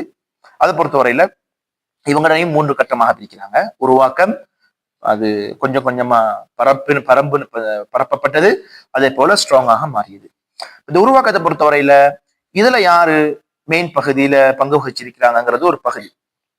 அது மிக முக்கியமாக இமாம் மாலிக் ரஹ்மத்துல்லாஹி அலைஹி அவங்க வந்து முஅத்தான்னு சொல்லக்கூடிய முஅத்தா மாலிக் எல்லாருக்கும் தெரிஞ்ச நூல், ஒரு ஹதீஸ் நூலை உருவாக்குறாங்க. வெறுமனே அந்த ஹதீஸ் நூலான்னு கேட்டா அது ஃபிக்குஹும் சார்ந்ததுதான் சொல்லி அறிஞர்கள் சொல்லுவாங்க. ஏன்னா அங்க பாபுகள் ஃபிக்குஹின் அடிப்படையில போடப்பட்டிருக்கும். அதே போல அந்த முஅத்தா மாலிக்கு கீழே வபிஹாதா நஅஹுஸ், அதே போல அந்த மாதிரியான வார்த்தை பிரயோகங்கள் இமாம் மாலிக் ரஹ்மத்துல்லாஹி பேசுவாங்க. அப்ப அந்த ஹதீஸ்ல இருந்து சட்டத்தை நாங்க இப்படிதான் எடுக்கிறோம் அந்த மாதிரி சொல்லுவாங்க. எனவே அது ஃபிக்குஹுக்கு அவங்களோட மதுஹபுக்கு முக்கியமான ஒரு அடிப்படையாக அந்த நூல் இருந்துச்சு அப்படின்னு சொல்லுவாங்க. அப்படி இருந்தாலும் கூட அந்த உருவாக்க கட்டத்துல மிக முக்கியமான நூலாக அல் முதவ்வனா என்று சொல்லக்கூடிய நூல் தான் சொல்லுவாங்க.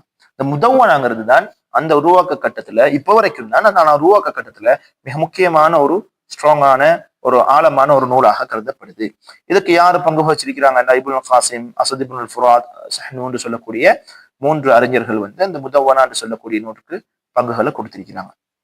எனவே அது முக்கியமான ஒரு நூலாக மாறுது. 2ஆம் கட்டம் பரம்பி சமூகத்துல மக்கள் மத்தியில பரப்பப்படுது அப்படின்னா அதை சுருக்கி எழுதி அந்தந்த சமூகத்துக்கு தேவையான மாதிரி எழுதுவாங்க. எழுதக்கூடிய சந்தர்ப்பத்துல இப்னு அபி ஸைத் ரஹ்மத்துல்லாஹி அலைஹி அவங்க வராங்க, ரிசாலா என்று சொல்லக்கூடிய நூலை எழுதுறாங்க. காதி அப்துல் வஹாப் சொல்லக்கூடியவர் வராரு, அல் தல்கீன் சொல்லக்கூடியதை எழுதுறாரு. இப்னு அப்துல் பர் ரஹ்மத்துல்லாஹி அலைஹி எல்லாருக்கும் தெரிஞ்சவங்க, இவங்க வராங்க, அல் காஃபின்னு சொல்லக்கூடிய ஒரு நூல் எழுதுறாங்க. இவங்களுக்கு நிறைய நூல்கள் இருக்குது, இஸ்தித்கார், அதே மாதிரி தம்ஹீத், இதெல்லாமே முஅத்தா மாலிக்குரிய ஷரஹா அமைஞ்சிருக்கு. முஅத்தா மாலிக்குரிய ஷரஹா, அதுல இஸ்தித்கார்னு நினைக்கிறேன். ரெண்டுமே ஒன்னு ஃபிக்ஹோடையும் ஒன்னு ஹதீஸோடையும் சம்பந்தப்பட்டதாகவும் இருக்கு. தம்ஹீத் நான் நினைக்கிறேன் ஹதீஸோட, இஸ்தித்கார் ஃபிக்ஹோடன்னு நினைக்கிறேன், அல்லாஹு அலம். ஆனா அவங்களோட நூல் அப்படி இருந்துச்சு. அப்ப இவங்க காஃபின்னு சொல்லக்கூடிய நூலை கொடுக்குறாங்க. எங்க அந்த மதுஹபு பரம்பி வரக்கூடிய சந்தர்ப்பத்தில். அதே போல அல் பாஜி ரஹ்மத்துல்லாஹி அலைஹி இவங்களும் ஒரு முக்கியமான ஒரு இமாம். இவங்க வந்து அல் முன்தகா என்று சொல்லக்கூடிய ஒரு நூலை கொடுக்குறாங்க. இது ஒரு முக்கியமான நூலாக அந்த காலத்துல கருதப்படுது. மாற்றமாக இவங்க அந்தலுஸ் பகுதியை சேர்ந்தவங்க. அதுல முக்கியமான ஒரு இமாம் இவங்களை காலத்தில் இருக்கிறாங்க, இப்னு ஹஸம் லாஹிரி ரஹ்மத்துல்லாஹி அலைஹி அவங்களோட தாக்கம் ரொம்ப ஸ்ட்ராங்கா போய்கொண்டிருக்கக்கூடிய ஒரு காலம். இவங்க வந்து பாஜி ரஹ்மத்துல்லாஹி அலைஹி இவங்க வந்து இல்முக்காக வந்து அந்தலுஸ் விட்டுட்டு கிளம்புறாங்க. கிளம்புற பகுதியில அந்த இடைப்பட்ட காலத்துல இப்னு ஹஸம் லாஹிரி ரஹ்மத்துல்லாஹி அலைஹியுடைய தாக்கம் ரொம்ப ஆழமா போகுது. இப்னு ஹஸம் லாஹிரி யாருன்னா லாஹிரி மத்ஹபை சார்ந்தவர். முழுக்க தாவூத் லாஹிரி ரஹ்மத்துல்லாஹி அலைஹியுடைய அந்த அறிவைத்தான் கொடுத்தாங்களான்னு கேட்டா அதுல இல்ல, ரொம்ப கருத்து வேறுபாடு இருக்குது. ஆனா இப்னு ஹஸம் லாஹிரி ரஹ்மத்துல்லாஹி அலைஹி ஒரு முஸ்தகில், ஒரு இமாம், ஒரு மத்ஹப் முஸ்தகில் மாதிரி அவங்க செயல்பட்டதாகத்தான் உலமாக்கள் சொல்றாங்க. அவங்களோட தாக்கம் ரொம்ப ஆழமா, ஏன்னா அவங்க முனாதராவும் அந்த வாக்குவாதத்துல பாயிண்டா பேசுறதுல அந்த விவாதத்துல ஸ்ட்ராங்கா. இவங்களுக்கு முன்ன கிடைக்கிறதுக்கு யாருமே இல்லை. பாஜி ரஹ்மத்துல்லாஹி அலைஹி அறிவை கற்றுட்டு திருப்பி வராங்க, ஒரு மாலிகி மத்ஹபை சார்ந்தவங்களா வராங்க. அவங்க தான் இவங்களுக்கு முன்னால் நின்று அந்த முனாராவில் ஈடுபட்டு நிறைய விஷயங்கள் செஞ்சு கொண்டு போறாங்க. அதுல எடுக்கிறது, ரத்து கொடுக்கறது, மாறி 2 பேருக்குமே இருக்குது. அல்லாஹு அலம். அப்போ அதுக்கு பின்னால இப்னு ருஷ்த் ரஹ்மத்துல்லாஹி அலைஹி அவங்க வராங்க, அல் முகத்திமாத் அல் முமஹிதாத்னு சொல்லக்கூடிய நூலை கொடுக்குறாங்க. இப்னு ருஷ்த்ல இன்னொரு ஆளும் இருக்கிறாரு. இவங்க வந்து சொல்றது வேற, அவங்க வந்து கொஞ்சம் இந்த ஃபல்சஃபா சம்பந்தப்பட்டதுங்கிறதாகத்தான் நாங்க பார்க்கலாம். அடுத்து காதி இயால் ரஹ்மத்துல்லாஹி அலைஹி அவங்க முஸ்தம்பத்தான்னு சொல்லக்கூடிய நூலை கொடுக்குறாங்க. இதுதான் அந்த மதுஹப் பரம்பி வரக்கூடிய சந்தர்ப்பத்துல இருந்த பங்குகளும் நூல்களும் உலமாக்களும். அதுக்கு பின்னால தௌருல் இஸ்திக்ரார் ஸ்ட்ராங் ஆகுது எப்பன்னு கேட்டா இப்னுல் ஹாஜிர் ரஹ்மத்துல்லாஹி அலைஹி அவங்க வராங்க. இவங்க ஜாமிஉல் உம்மஹாத்னு சொல்லக்கூடிய நூலை எழுதுறாங்க. ஜாமிஉல் உம்மஹாத்னு சொல்லக்கூடிய நூலை எழுதுறாங்க. அடுத்தது வந்து அல் கராஃபி ரஹ்மத்துல்லாஹி அலைஹி அவங்க வந்து தஹீரான்னு சொல்லக்கூடிய நூலை உருவாக்குறாங்க. இது இஸ்திக்ரார் டைம், ரொம்ப ஸ்ட்ராங் ஆகிற டைம் மதுஹப். தஹீராங்கிறது வந்து மிக முக்கியமான ஒரு மௌசூஆன சகல துறைகளையும் உள்ளடக்கியதான ஒரு ஃபிக்ஹ் நூலாக தஹீரா இருந்துச்சு. அடுத்து ஹலீல், முக்தஸருல் ஹலீல் சொல்லுவாங்க. அத இமாம் ஹலீல் ரஹ்மத்துல்லாஹி அலைஹி அவங்க வந்து எழுதி கொடுக்குறாங்க. அதே மாதிரி அதுக்கு பிறகு வந்து மவாஹிபுல் ஜலீல், அஷ்ரஹுல் கபீர், அல் ஹாஷியா என்று சொல்லக்கூடிய நூல்லாம் வருது. தௌசகி ரஹமத்துல்லாஹி அலி, தௌசகி ரஹமத்துல்லாஹி அலி அவங்க ஹாஷியாவை எழுதுனாங்க. இப்படி கடைசி பிற்பட்ட காலத்துல வந்து மாலிகி மத்ஹப் வந்து இப்படியான தோற்றத்தோட இருந்துச்சு. அடுத்த கட்டமாக நாங்க பார்க்கக்கூடிய இமாம் தான் இமாம் ஷாஃபிஈ ரஹமத்துல்லாஹி அலிஹி அவங்க. இமாம் ஷாஃபிஈ ரஹமத்துல்லாஹி அலிஹி அவங்களை பொறுத்தவரையில இலங்கையை பொறுத்தவரையில இவங்கள மத்ஹப்கள் தான் ரொம்ப பிரசித்தி பெற்றதாக நடைமுறையில் இருக்குது. நிறைய இடங்கள்ல இருக்குது இமாம் ஷாஃபி ரஹமத்துல்லாஹி அவங்களுடைய மத்ஹப். அந்த வகையில இமாம் ஷாஃபி ரஹமத்துல்லாஹி அலைஹி அவங்க சொல்லுவாங்க ஜமஅ ஃபிக்ஹ் அல் ஹிஜாஸி வல் இராக்னு சொல்லுவாங்க. ஏன்னா நம்ம ஏற்கனவே பார்த்தோம் அந்த மதீனா, மக்கா, இராக் இந்த 3 பகுதியோடையும் தொடர்பு படக்கூடிய மிக முக்கியமான ஒரு ஆள் யாருன்னா இமாம் ஷாஃபி ரஹமத்துல்லாஹி அலைஹி சொல்லுவாங்க.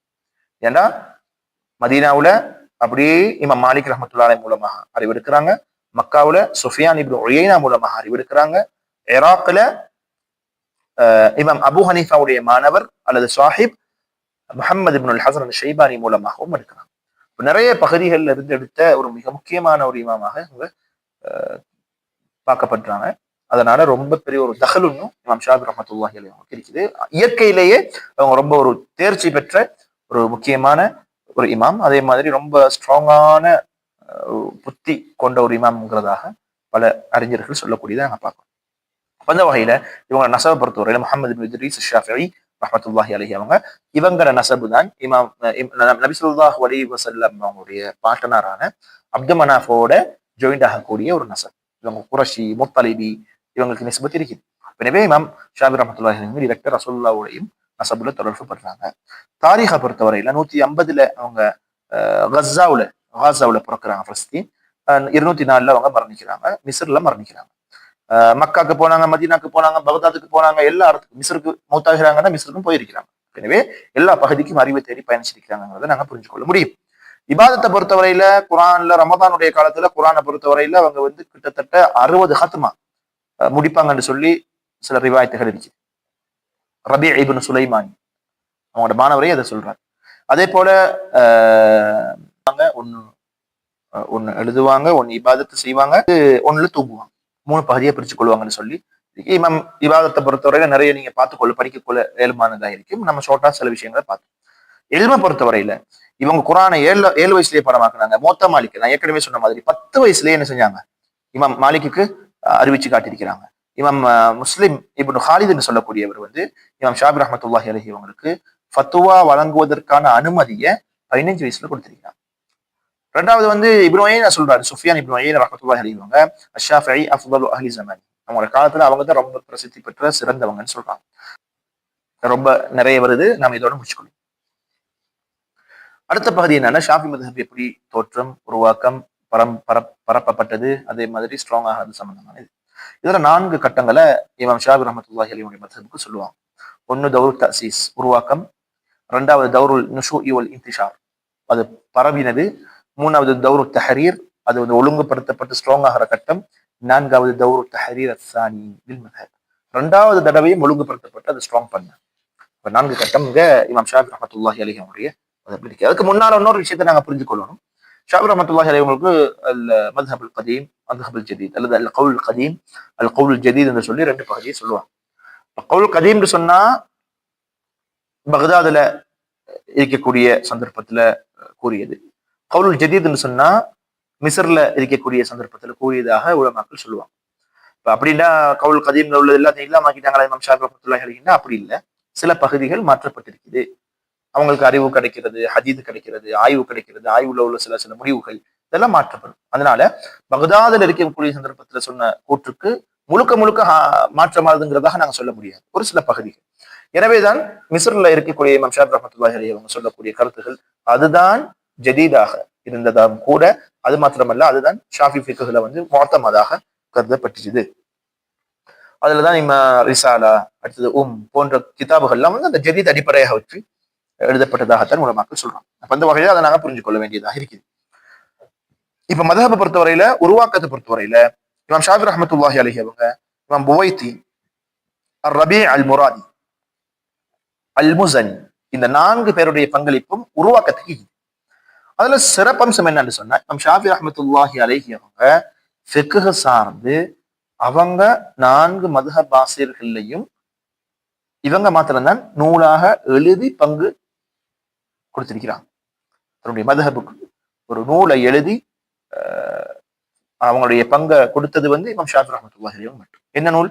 அல் சொல்லக்கூடிய மிக முக்கியமான நூல், மிக முக்கியமான அடிப்படையான நூல், ரொம்ப ஆழமான ஃபிக்ஹ பேசக்கூடிய நூல். அப்ப இந்த உம்ங்கிறது தான் மிக முக்கியமாக அந்த உருவாக்கத்துக்கு கருதப்படுது. ரெண்டாவது போய்தி, முஹ்தசர் அல் போய்தி, அடுத்து வந்து முசனி ரஹ்மத்துல்லாஹி அலைஹி முஹ்தசர் அல் முசனி, இந்த மாதிரியான நூட்களும் அந்த உருவாக்க கட்டத்துல இருக்குது. இவங்களோட முஹ்தசராத்துகள் இப்ப உம்மா இருந்தாலும் கூட, ரிசாலாவா இருந்தாலும் கூட, இமாம் ஷாஃபி ரஹ்மத்துல்லாஹிக்குரியதாங்கிறதுல ஒரு சில பிரச்சனைகள் இருக்குது. அது பிரச்சனையாக கருதப்பட வேண்டிய அவசியம் இல்லைங்கடா. இமாம் ஷாஃபி ரஹ்மத்துல்லாஹி அலைஹி அவங்க சொன்னதை ஹத்தசனான்னு சொல்லி ரிவாயத்தை செஞ்சு எழுதியிருக்கிறாங்க. எனவே அது அவங்களுக்குரிய நூல் தான், சொன்னாங்கிறதாகத்தான் எழுதிக்கிறாங்க. எனவே இப்ப இமாம் ஷாஃபி ரஹ்மத்துல்லாஹியுடைய நூலாக தான் அது கருதப்படுறதாக உலமாக்கள் சொல்றாங்க. வல்லாஹு அலம். அப்ப அந்த வகையில இது உருவாக்கத்துக்குரிய கட்டமாக இருந்துச்சு. ரெண்டாவது கட்டம் பரப்பப்படக்கூடிய சந்தர்ப்பம், மதுஹபு உருவாகி எல்லாருக்கும் தெரியக்கூடிய சந்தர்ப்பம். இத அதாவது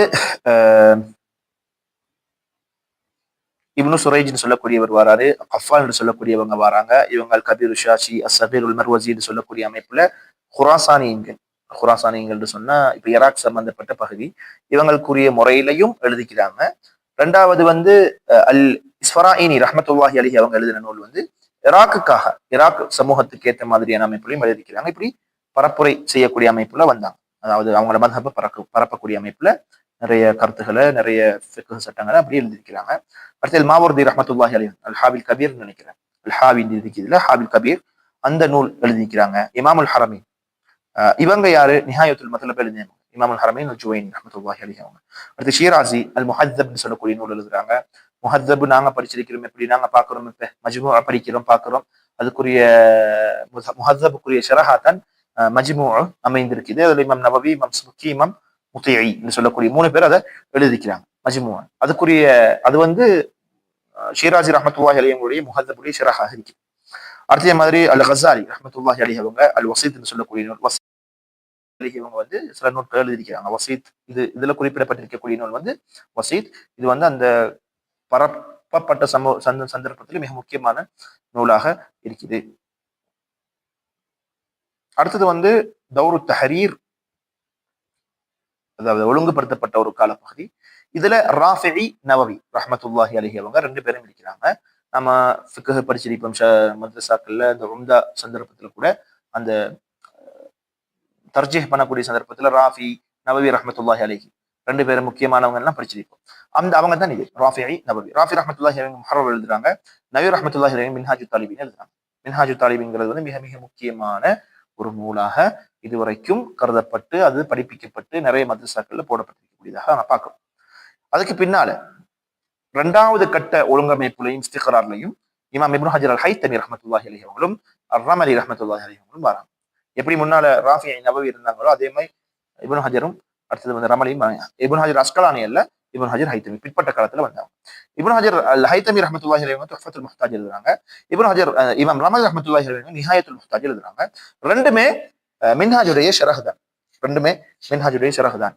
எனவே அதை இன்னும் அவங்க ஒழுங்குபடுத்தி தஹரீர் பண்ணி இஸ்திக்ரார் பண்ணக்கூடிய வேலையை செஞ்சிருக்கிறாங்க. இறுதியான இமாம் தான் இமாம் அஹ்மத் பின் ஹம்பல் ரஹ்மத்துல்லாஹி அலைஹி அவங்க. இவங்களை பத்தி நிறைய விஷயங்கள் நாங்களும் படிச்சிருப்போம், கேட்டிருப்போம். இவங்களோட பேரை பொறுத்தவரையில அஹ்மத் இப்னு முஹம்மது இப்னு ஹம்பல் அஷ்-ஷைபானி, அஹ்மத் பின் முஹம்மத் பின் ஹம்பல் அஷ்-ஷைபானி. இவங்க எப்ப பிறக்கிறாங்க? 164 பிறக்கிறாங்க, 241 மரணிக்கிறாங்க. இமாம் அஹ்மத் பின் ஹம்பலை பத்தி சொல்றாங்க இப்னு ஜௌசி ரஹ்மத்துல்லாஹி அலைஹி அவங்க, طاف أحمد الدنيا مرتين في جمع المسند. இமாம் முஸ்னத் அஹ்மத் என்று சொல்லக்கூடிய ஹதீஸ் கலையில மிக முக்கியமான ஒரு நூல். இந்த நூலை கோர்வை செய்யறதுக்கு கிட்டத்தட்ட 2 தடவை உலகத்தையே சுத்தி வந்தவங்க தான் இமாம் அஹ்மத்னு சொல்லி இமாம் இப்னு ஜௌசி ரஹ்மத்துல்லாஹி அலைஹி சொல்றாங்க. இபாதத்தை பொறுத்தவரையில எங்களுக்கு தெரியும், அவங்க ரொம்ப அதிகமாக நின்று வணங்கக்கூடியவங்க. கிட்டத்தட்ட 300 ஆயத்துக்கள் அவங்க தொழுகையில ஓதுவாங்க. சுகம் இல்லாத காலகட்டத்துல வந்து 150 ஆயத்தை சரி ஓதாம விட மாட்டாங்கன்னு சொல்லக்கூடிய விஷயங்களை பார்க்கிறோம். அதே போல இமாம் ஷாஃபி ரஹ்மத்துல்லாஹி அலைஹி அவங்க புகழ்ந்து பேசிய பல கூற்றுகள் இருக்குது. 8 பண்புகளை உடைய ஒரு முக்கியமான இமாம். ஹதீஸ்ல, ஃபிக்ஹ்ல, லுகாவுல, குர்ஆன்ல, ஃபக்ர்ல, ஜுஹ்துல எல்லாத்துலயும் வர இல்ல எல்லாத்துலயுமே நீங்க ஒரு இமாமாக இருக்கீங்கன்னு சொல்லி அவங்க புகழாரம் சூடிய வரலாறுகள் இருக்கு. எனவே அவங்களுடைய தக்குவா சம்பந்தப்பட்டது. அறிவை பொறுத்தவரையில ஏற்கனவே சொன்ன மாதிரி பல லட்சம் ஹதீதுகள் இமாம் முஹம்மது பின் ஹம்பலுக்கு தெரியும். அத அப்துல்லாஹ் இப்னு அஹ்மத் சொல்லக்கூடிய தன்னுடைய மகனுக்கு அபூ ஸுர்ஆ அர்-ராஸி ரஹ்மத்துல்லாஹி அலைஹி அவங்க ஹதீஸ்களில் முக்கியமான ஒரு இமாம். அவங்க சொல்றாங்க, இது உங்களோட வாப்பாட்டு நான் வந்து நிறைய ஹதீஸ்கள் தெரியும் அவங்களுக்குன்னு சொல்லி அவங்களோட மகனுக்கு சொல்லி கொடுக்குறான். அப்துல் ரஸாக் ரஹ்மத்துல்லாஹி சொல்றாங்க, யாரையும் நான் வந்து ஃபிக்ஹுல பேணுதல்ல அஹ்மது இப்னு ஹம்பலை விட பெரிய ஆளா நான் பார்த்தது இல்லைன்னு சொல்றான். இமாம் ஷாஃபி ரஹ்மத்துல்லாஹி சொல்றாங்க, இவரை மாதிரி ஒரு பெரிய ஒரு ஆளை நான் விட்டுட்டு போறேன், இந்த இடத்துல இருந்து நான் இன்னொரு இடத்துக்கு போறேன், நான் வேறையும் நான் யாரையும் பார்க்கலன்னு சொல்லி அஹ்மது பின் ஹம்பலை புகழாரம் சொல்லிட்டு போறாங்க இமாம் ஷாஃபி ரஹ்மத்துல்லாஹி அலைஹி. அப்ப அறிவுலையும் மிக முக்கியமானவங்கன்னு சொல்லி சொல்றாங்க. எந்த அளவுக்கு கொண்டா இமாம் ஷாஃபி ரஹ்மத்துல்லாஹி அலைஹி சொல்லுவாங்கன்னா, இதா ஸஹ இந்தகுமுல் ஹதீஸ் ஃபஅக்பிரூனா ஹத்தா நர்ஜிஅ இலைஹி அன்தும் அஅலமு பில் அக்பாரி ஸிஹாஹி மின்னா. ஏதாவது ஹதீஸ்ல எங்களுக்கு வந்து உங்ககிட்ட அந்த தரம் சம்பந்தப்பட்டது வந்துச்சுன்னு சொன்னா, ஏதாவது சஹீஹான ஹதீஸ் வந்துச்சுன்னு சொன்னா எங்களுக்கு சொல்லுங்க. ஏன்னா எங்களை விட நீங்க ஹதீஸ்ல ரொம்ப ஆழமான அறிவுடையவங்கன்னு சொல்லி சொல்றாங்க. அது உண்மைதான். 4 மதஹபாஸையும் எடுத்துக்கிட்டா ஒவ்வொரு ஆக்களும் ஒவ்வொரு ஸ்பெஷல் இருக்கும். அதுல இமாம் அஹ்மது பின் ஹம்பல் யாருன்னு கேட்டா, ஹதீஸ் பகுப்பாய்வு செஞ்சு அதுல சட்டத்திட்டங்களை அவருடைய இஸ்னாதுகளை இது பண்றதுல வந்து அடிக்க ஆள் இல்லைன்ற அளவுல ஒரு மிக முக்கியமான ஒரு இமாமாக அஹ்மது பின் ஹம்பல் ரஹ்மத்துல்லாஹி அலைஹி அவங்க இருக்கிறாங்க. ரொம்ப பிரசித்தி பெற்றவங்க ஹதீஸ் கலை இல்லைன்னு சொல்லி இது பண்ணுவாங்க. ஒரு சில அறிஞர்கள் சொல்லுவாங்க, ஹதீஸையும் ஃபிக்ஹையும் ஒருங்கிணைத்து இருக்கக்கூடிய ஒரு இமாம்னு சொல்லி சொல்லுவாங்க. அல்லாஹு அலம். அதே மாதிரி இமாம் சுன்னான்னு சொல்லுவாங்க. ஏன்டா அவங்களோட அகீதா சம்பந்தப்பட்ட பிரச்சனை பின்னுக்கு வந்த இமாம்ங்கிறதால அகீதாவுல தடம்புரண்டவங்க கொடுத்த பிரச்சனை, இந்த குர்ஆன் படிக்கப்பட்டதுங்கிற ஒரு ஃபித்னா வந்த டைம்ல எல்லாமே இவங்க ரொம்ப இது பண்ணி ரொம்ப போராடினதால இமாமும் அசுன்னான்னு சொல்லுவாங்க. இதுக்கு முன்னா உள்ளவங்க எல்லாம் இமாம் சுன்னா இல்லையான்ற அர்த்தம் இல்லை, அவங்களுக்கு அந்த நிகழ்வுகள் வரல. ஆனா இவங்கள அகீதா தான் முன்னால உள்ள 3 அறிஞர்கள், முன்னால உள்ள சலஃபு ஸாலிஹீன்களும் அதே அகீதா தான். ஆனால் அவங்க வெளிப்படையாக போராடினதால அது இமாம் சுன்னான்ற ஒரு பேரை பெற்றிருக்கிறாங்கன்னு சொல்லி சொல்லுவாங்க. அல்லாஹ் அலம். அதே போல இவங்களோட மதஹபுடைய தஅசீஸ் எப்படி இருந்துச்சுன்னு சொன்னா, இவங்களோட 3 கட்டமாக, ஒன்னு உருவாக்கம், 2வது வந்து ஒழுங்கமைப்பு, அடுத்தது வந்து ஸ்டேபிளாக இருந்தது. இதுல வந்து முதல் கட்டத்தை பொறுத்தவரையில அதுக்கு யாரு பங்கு ஆற்றிருக்கிறாங்கன்னு கேட்டா, இமாம் அஹ்மதுடைய மாணவர்கள் தான். இமாம் அஹ்மது வந்து அவங்களுடைய மதஹப் சார்ந்தோ அல்லது ஃபிக்ஹ் சார்ந்தோ நூலாக ஒண்ணுமே எழுதி வைக்க இல்லை. அவங்க எழுதினது முஸ்னத், முக்கியமாக ஹதீஸுக்கு எழுதின முஸ்னத் அஹ்மத் இருக்குது. இந்த மாதிரி நிறைய நூல்கள் அவங்கள்ட்ட இருந்தாலும் இந்த ஃபிக்ஹுங்கிறதுக்காக தனியா அவங்க எழுத இல்லை. அஸ்ஹாபுல் மசாயில் என்று சொல்லக்கூடிய 3 பேர் இருக்கிறாங்க. யாரு? அபூ தாவூத் ரஹ்மத்துல்லாஹி அலைஹி அவங்க, சுனன் அபூ தாவூதுக்கு இமாமா இருக்கிற அபூ தாவூத் ரஹ்மத்துல்லாஹி அலைஹி அவங்க. அதே போல இமாம் அஹ்மத் பின் ஹம்பல்ட சாலிஹ் என்று சொல்லக்கூடிய, அப்துல்லா என்று சொல்லக்கூடிய 2 பிள்ளைகள். அடுத்தது கௌசஜ். நான் ஏற்கனவே சொன்னேன், இஸ்ஹாக் முராஹவேஹி அஹ்மத் 2 பேருடைய மசாலாவையும் எழுதுவது தான் கௌசஜ். இந்த கௌசஜும் கிட்டத்தட்ட 2 பிள்ளைகளும், இமாம் அஹ்மது 2 பிள்ளைகளும், அதே போல அபுதாவுதும் கௌசஜும் சேர்ந்து இமாம் அஹ்மதுடைய மத்ஹபில் இருக்கிறாங்க. அது சாஹிபுல் மசாயில் என்று சொல்லி அவங்களுக்கு பேர் சொல்லுவாங்க. 2வது கட்டம் உருவாக்கத்துல 2வது கட்டத்துல ஹல்லால் அல் ஜாமி என்று சொல்லக்கூடிய நூல் எழுதுறாரு. குலாமுல் ஹல்லால் அவரோட மாணவர் வராரு. ஜாதுல் முசாஃபிர் எழுதுறாரு. அல் ஹர்கி முக்தஸருல் ஹர்கி எழுதுறாரு. அல் ஹசன் இப்னு ஹாமித் அவர் வந்து தஹ்தீபுல் அஜீப்னு சொல்லக்கூடிய நூல் எழுதுறாரு. இவங்க உருவாக்கத்துக்கு பங்கு செலுத்துறாங்க. 2வது கட்டம் வந்து தஹரீர் தன்கீஹ், ஒழுங்குபடுத்தக்கூடிய அந்த சந்தர்ப்பத்துல வந்து இவங்க இதுக்குள்ள யார் வராங்கண்டா, காதி அபு யஅலா முக்கியமான ஒரு இமாம். அவங்க வந்து கிதாபுர் ரிவாயத்தைனி வஜ்ஹைன். இமாம் அஹ்மது இப்னு ஹம்பலுக்கு வந்து 2 அறிவிப்புகள்லாம் இருக்கு, 2 நிலைப்பாடுகள் நிறைய இடங்கள்ல இருக்கு. அப்ப அதெல்லாம் அவங்க தொகுத்து இருக்கிறாங்க. இப்னு குதாமா ரஹ்மத்துல்லாஹி அலைஹி மிக முக்கியமான ஒரு இமாம் ஹம்பலி மத்ஹப்ல. இவங்க வந்து அல் முக்னி என்று சொல்லக்கூடிய நூல் எழுதுறாங்க.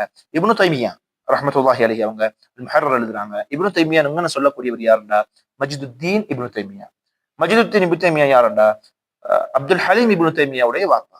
அப்துல் ஹலீம் இப்னு தைமியா யாருண்டா, ஷைகுல் இஸ்லாம் இப்னு தைமியா அஹ்மத் இப்னு முஹம்மது இப்னு தைமியா ரஹ்மத்துல்லாஹி அலைஹி அவங்களுடைய வாப்பாவா இருக்கிறாங்க. இப்ப ஷேகுல் இஸ்லாம் இப்னு தைமியாங்க பிரபல்யமாக பேசப்படுறது யாருண்டா, இவர பேரன். இப்ப இவர் முஹர்ரர் எழுதிக்கிறார் யாரு, மஜ்துத்தீன் இப்னு தைமியா. அவங்களோட ஃபேமிலியே ஒரு ஆலிம் குடும்பமாக தான் இருக்குது. அடுத்தது இப்னு மஃப்லிஹ் ரஹ்மத்துல்லாஹி அலைஹி அவங்க வராங்க. அல் ஃபுரூ என்று சொல்லக்கூடிய நூல் எழுதுறாங்க. இதுல நிறைய இக்தியாராத்துகளை கொடுத்திருக்கிறாங்க. அதுல இப்னு தைமியா ரஹ்மத்துல்லாஹி அலைஹி இக்தியாராத்துகளையும் அதுல எழுதியிருக்கிறாங்க. அடுத்து அல் மிர்தாவி அல் இன்சாஃப்னு சொல்லக்கூடிய நூலை எழுதியிருக்கிறார். இது வந்து ஒழுங்குபடுத்தப்பட்ட பகுதி. அடுத்த பகுதி என்னன்னா இஸ்திக்ரார், ஸ்ட்ராங்காக மதுஹபாக மாறக்கூடிய பகுதி. அது எங்க, அல் ஹஜாவின்னு சொல்லக்கூடியவங்க இக்னா எழுதுறாரு. இப்னு நஜ்ஜார் வந்து அல் முன்தஹா எழுதுறாரு. அல் மிர்இ அல் கரமி வந்து காயத்துல் முன்தஹா எழுதுறாரு. அல் புஹூத்தி வந்து கஷாஃப் அல் கன்னா எழுதுறாரு. புஹூத்தி நான் நினைக்கிறேன் மிஸ்ர் போல.